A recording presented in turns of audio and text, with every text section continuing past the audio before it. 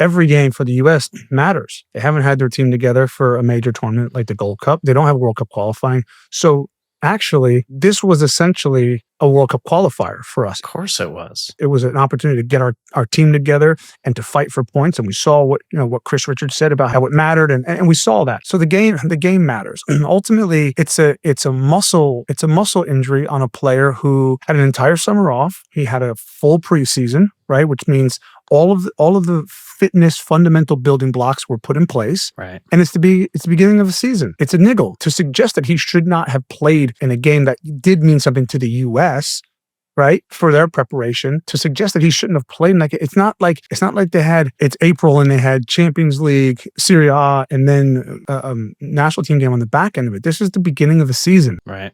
Muscle injuries happen. I think it's crazy for Milan to suggest that he shouldn't have played. There is a club versus country pull, and we're seeing it, and it's been for forever. I think, and I'm not in those conversations right now that are happening in Milan, but I do hope Christian has enough stock and enough bravado is not the right word, but clout. Yeah, clout, right?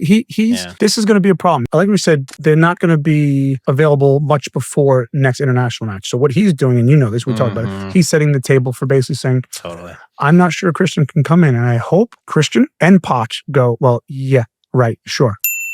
I'm obviously going to be there. I'm going to be fit and I'm going to play. Like this can't happen to the U.S. where he gets himself fit a week and a half or 2 weeks before the next international break, plays for Milan and he's fit. And then the team or him say, yeah, well, I can't go to the November internationals. That's crazy talk. To borrow one of your phrases, Allegri, do me a favor. Like, have some context of the big picture. And this bothers me about coaches. They're so focused on this day, this weekend, this result, themselves.